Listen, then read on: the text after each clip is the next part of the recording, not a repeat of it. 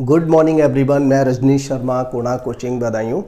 देखिए, आज मैं हाजिर हूं आपके यहाँ एक इम्पॉर्टेंट चैप्टर, रीजनिंग का एक इम्पॉर्टेंट चैप्टर और एक सिंपल सा चैप्टर जो हमेशा जहाँ से क्वेश्चंस ज़रूर पूछे जाते हैं, चाहे वो आपका स्टेट एग्ज़ाम हो या फिर सेंट्रल वाले एग्ज़ाम हो, एसएससी जीडी हो या 10+2 हो, सीजीएल हो, आपका उत्तर प्रदेश पुलिस कांस्टेबल ये जो एग्ज़ाम है आपके, या फिर आपका बीएड है, मतलब ऐसा कोई एग्ज़ाम नहीं है यहाँ तक कि आर्मी के एग्ज़ाम तक जहाँ यहाँ से क्वेश्चन नहीं पूछा जाता। 1 मिनट का समय लूँगा केवल ये बताने के लिए कि इस चैप्टर में किस तरह के क्वेश्चंस पूछे जाते हैं, आपको क्या क्या पढ़ना है। और देखिए, इस चैप्टर में जो भी बेसिक क्वेश्चंस हैं जिसके द्वारा मैं आपको अपनी बात समझा सकता हूँ, चैप्टर का बेस समझा सकता हूँ, वो क्वेश्चन मैंने आपके यहाँ लिख रखे हैं।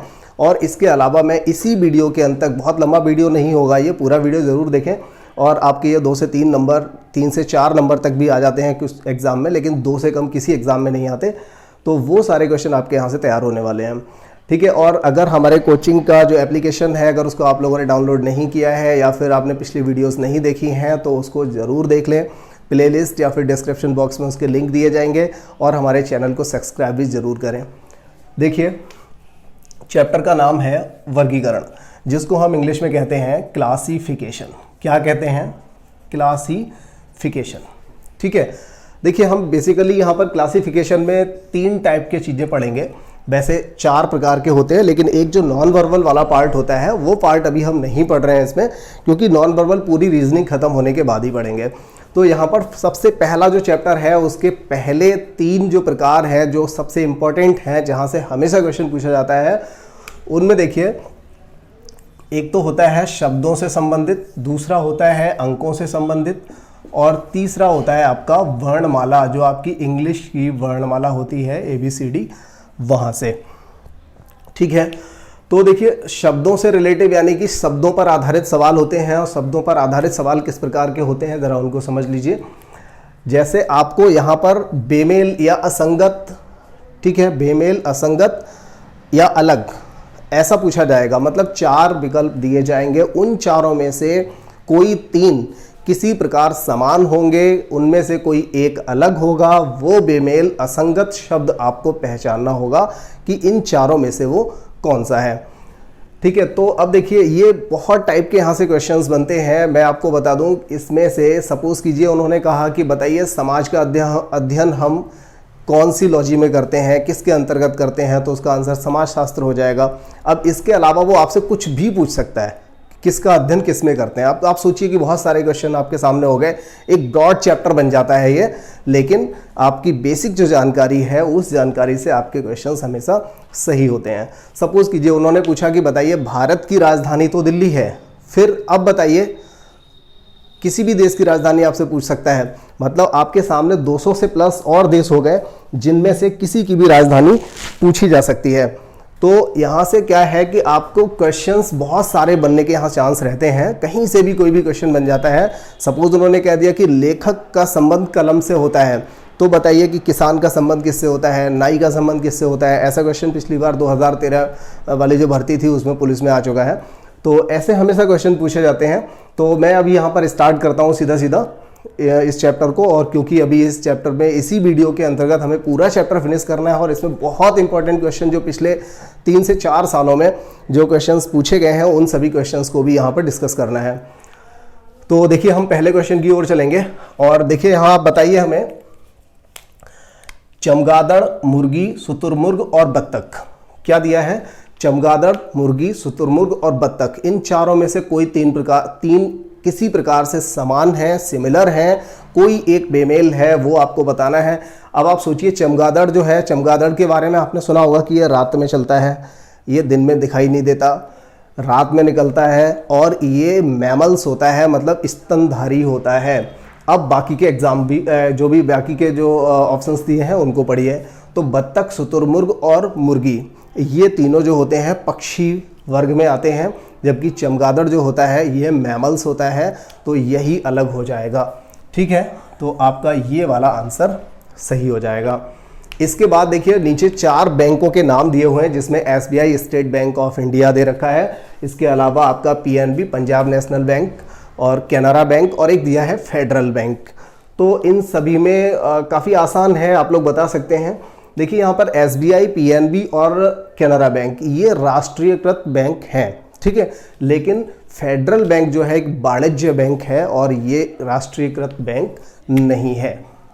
ये आपका आंसर नहीं होगा, मतलब अलग हो जाएगा, आंसर होगा ये। अब देखिए सेब, चेरी, स्ट्रॉबेरी और गेंदा, मेरे ख्याल से आपने ये तीनों चीज़ें खाई होंगी, ये फल होते हैं, लेकिन गेंदा आपने कभी खाया नहीं होगा, ये फूल होता है, ये यहाँ पर अलग हो जाएगा। देखिए अगला है मार्कर, स्वच्छक, हथौड़ा और शार्पनर। अगर अभी आप वीडियो देख रहे हैं तो एक बार इसे पॉज करके मुझे बताइए कि स्वच्छक क्या होता है। वीडियो को रोकिए और मुझे बताइए स्वच्छक क्या होता है।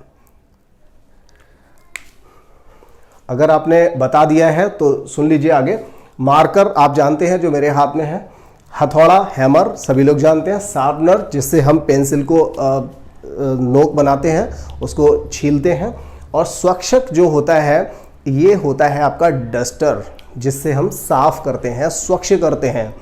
तो स्वच्छक जो होता है ये डस्टर होता है। अब देखिए ये भी आपका स्टेशनरी में आता है, मतलब पढ़ाई लिखाई से संबंधित है, ये भी पढ़ाई लिखाई से संबंधित है और ये भी। तो हथौड़ा एक ऐसा हुआ जो पढ़ाई से संबंधित नहीं है, ये आपका अलग हो जाएगा। इसके अलावा है आपका अगला क्वेश्चन जिसमें दिया हुआ है समुद्र, झील, दलदल और महासागर। इन चारों में से कोई एक अलग है वो पहचानना है। तो आप लोग बार बार वीडियो रोक करके आप सोच सकते हो, अगला मैं आपको आगे बता रहा हूं तो आप बार बार वीडियो को रोक करके चेक कर सकते हो कि आप कौन सा क्वेश्चन सही कर पा रहे हो या नहीं कर पा रहे हो। तो देखिए यहाँ पर बात आती है समुद्र की।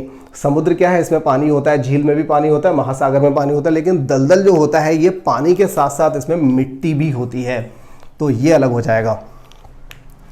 इसके बाद आता है सोना आभूषण, मतलब सोना आभूषण जो बनता है सोने से बनता है या सोने से आभूषण बनता है, चमड़े से जूते चप्पल बनते हैं, लकड़ी से फर्नीचर बनता है, मिट्टी के बर्तन से मिट्टी बनती है या मिट्टी से मिट्टी के बर्तन बनते हैं। तो यहाँ पर देखिए उल्टा दिया हुआ है आंसर। वैसे एक जैसे लग रहे हैं, लग रहा है कि ये चारों एक जैसे हैं, लेकिन क्या है कि पहले वाले से दूसरा बनता है, चमड़े से ये बनता है, लकड़ी से फर्नीचर बनता है, मिट्टी के बर्तन से मिट्टी नहीं बनती बल्कि मिट्टी से मिट्टी के बर्तन बनते हैं। तो ये इनका जो संबंध है वो उल्टा दिया हुआ है, ये डिफरेंस है बस। अब आगे देखिए संसद, भारत में हम संसद कहते हैं, इसी तरह से मजलिस ईरान में कहते हैं बाकी पार्लियामेंट को, और जापान डाइट, लेकिन नेपाल में सोरा नहीं कहते। नेपाल की संसद को क्या कहते हैं आप कमेंट में लिखिए।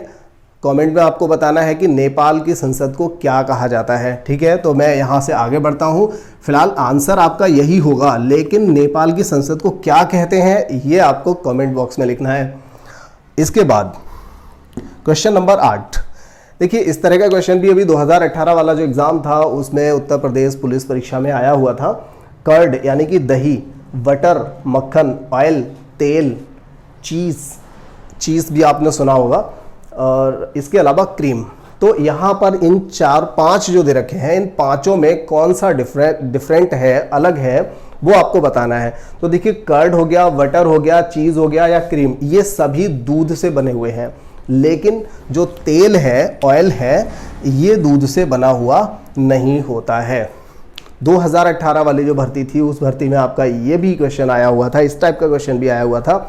देखिए MESW, तो यहाँ पर बता दीजिए मुझे कौन सा अलग हो जाएगा इसमें।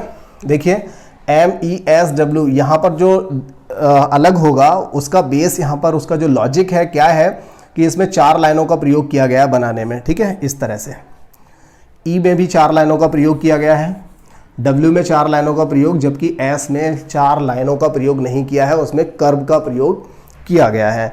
और इसी तरह से आपका 10वां क्वेश्चन है। 10वें क्वेश्चन का भी आप बार बार रोक करके हर एक का अपना आंसर मन में सोच लीजिए, चेक भी हो जाएगा कि आप ठीक समझ रहे हैं या नहीं समझ पा रहे हैं। तो यहाँ देखिए इसमें भी 3 लाइनों का यूज़ हुआ है और इसमें भी 3 लाइनों का यूज़ हुआ है, यहाँ भी 3 का हुआ है, जबकि यहाँ पर 4 लाइनों का प्रयोग हुआ है। तो यहाँ पर आपका आंसर ई हो जाएगा। देखिए एक बात तो पक्की है कि यहाँ से 3 से 4 नंबर आपके जो हैं वो बिल्कुल पक्के हो जाएंगे अगर आपने इस वीडियो को पूरा देख लिया और अगली जो इसी वीडियो में, इसी क्रम में मैं आगे जो क्वेश्चन, इंपॉर्टेंट क्वेश्चन कराने वाला हूँ, अगर उन क्वेश्चंस को ठीक से समझ लिया तो 3 से 4 नंबर तो आपके बिल्कुल पक्के हो जाएंगे। किसी भी एग्ज़ाम में आपके ये क्वेश्चंस जरूर आते हैं। इसके बाद देखिए क्वेश्चन नंबर 11 है यहाँ पर XVT। तो यहाँ पर समझिए, अभी मैंने जब अगला जो चैप्टर हमारा आएगा अल्फ़ाबेट टेस्ट, ठीक है, वर्णमाला परीक्षण, उस चैप्टर में मैं आपको बता दूंगा कि किसी भी जो ये अक्षर जो होते हैं, अक्षरों को कैसे याद रखना है कि कौन से नंबर पर आ रहा है, ठीक है, ये बात अभी बताई जाएगी आपको। फिलहाल ये बहुत ज़्यादा टिपिकल यहाँ पर नहीं है जो भी क्वेश्चंस मैंने लिए हैं। तो देखिए ये 24 नंबर होता है, ये 22 नंबर और ये 20 नंबर। तो आपको लग रहा होगा कि ये डिसेंडिंग ऑर्डर है, 2-2 घट रहा है। इसी तरह से आपका LJH, यहाँ पर भी ये 12 नंबर है, ये 10 है, ये 8 है, और यहाँ देखिए 6, 4, 2। लेकिन NPR में क्या है, 14, 16, 18। तो यहाँ पर 2-2 नंबर घट नहीं रहा है बल्कि बढ़ रहा है। तो ये वाला आंसर आपका अलग हो जाएगा। इसके बाद देखिए कितना सिंपल है, 24 से 20 गया, ये 24 नंबर पर आता है, ये 20 पर आता है, 24 से 20 गया तो क्या बचेगा, 4, ये ठीक है। P 16, 16 से 10, 16 से 10 गया तो 6 बचेगा, ये भी ठीक है। T 20, 20 से आपका 11 गया तो 9 बचा, 9 नंबर पे I आता है, ये भी ठीक है। तो सिंपल सी बात है, आपका लास्ट वाला आंसर ही ठीक होगा आपके लिए, क्योंकि वो बेमेल होगा, वो मैच नहीं कर रहा होगा। अब देखिए इसके बाद क्या दिया है, यहाँ पर देखिए 2 का डिफरेंस है, और इसके बाद C के बाद DD, C के बाद D आता है, डबल लिख दिया। इसी तरह से EJ, EG, E में और G में भी देखिए 2 का ही डिफरेंस है, और G के बाद क्या आता है, H आता है, उसको हमने डबल लिख दिया। इसी तरह से I के बाद 2 नंबर के बाद K आता है, और K के बाद LL को डबल लिख दिया। और इसी तरह से Q के 2 नंबर बाद क्या आता है, S आता है, और S के बाद TT को डबल लिख दिया। तो ऐसा लग रहा है कि ये तो सारे सही हैं, लेकिन बहुत सिंपल सा है, आप सभी लोग समझ चुके होंगे कि इसमें क्या अंतर है। वो अंतर क्या है कि लास्ट वाले दोनों को हमने यहाँ पर कैपिटल लिखा हुआ है तीनों में, जबकि इस वाले में ऐसा नहीं है। तो ये वाला बिल्कुल ठीक है। मुझे उम्मीद है आप सब लोगों ने ठीक से समझ लिया होगा। और देखिए फिर अंकों से रिलेटिव जो क्वेश्चंस आते हैं, उन सारे क्वेश्चंस को हम यहाँ पर कोशिश करते हैं समझने की। और इसके अलावा तो मैंने आपको बोल ही रखा है कि अभी मैं आपकी प्रैक्टिस भी कराने वाला हूँ बहुत अच्छे इंपॉर्टेंट क्वेश्चंस के साथ। तो ठीक है, यहाँ पर देखिए 100, 400, 900, 800। तो आप देखिए ये 10 का वर्ग है, ये 20 का है, ये 30 का है, जबकि ये किसी का वर्ग नहीं होता। इसी तरह से 2 का घन, 3 का घन और 5 का घन, ये किसी का घन नहीं होता। ठीक है, तो ये वाला अलग हो जाएगा। इसी तरह से और अगले क्वेश्चंस अगले क्रम में चलेंगे। पहले आप मुझे वीडियो को रोक करके पहले आप देख लीजिए कि आप सही कर रहे हैं या नहीं कर रहे हैं, समझ लीजिए पहले, उसके बाद आंसर देख लीजिए इसका। ये देखिए 341, 342, 810 और 405 दे रखा है। तो यहाँ पर ऐसे क्वेश्चंस में ये तो ना तो ये वर्ग है, ना घन लग रहा है, ना कुछ जोड़ने घटाने से बन रहा है। तो ऐसी कंडीशन में हम देखेंगे तो कई बार इस टाइप का क्वेश्चन बनता है, और बहुत अच्छा क्वेश्चन है ये वाला। यहाँ पर क्या हो रहा है, 341 मतलब 3 और 4 7 और 1 8। ठीक है, इसके अंकों का योग कितना है, 8, जबकि इसके अंकों का योग 9, इसके अंकों का योग 9 और इसके अंकों का योग भी 9। तो पहला वाला आंसर हो जाएगा, क्योंकि बाकी के 3 जो संख्याएं हैं उनके अंकों का योग कितना है, 9 है, जबकि पहली वाली संख्या के अंकों का योग कितना है, 8 है। ठीक है, और इसके बाद हम क्वेश्चन नंबर 17 की बात करते हैं। इसमें देखिए क्या चल रहा है, बहुत ही आसान है, बहुत अच्छा क्वेश्चन है। उम्मीद है मुझे आप लोगों ने कर लिया होगा। देखिए 12 सत्ते 84, 7 सत्ते 49, 7 का 7 से मल्टीप्लाई 49, 16 चौका 68 नहीं होता, यही हो जाएगा। बाकी 32 तिया 96, ये भी ठीक है। तो ये वाला आपका आंसर हो जाएगा, जिसमें 16 चौका 68 लिखा हुआ है, यहाँ पर 64 होना चाहिए था।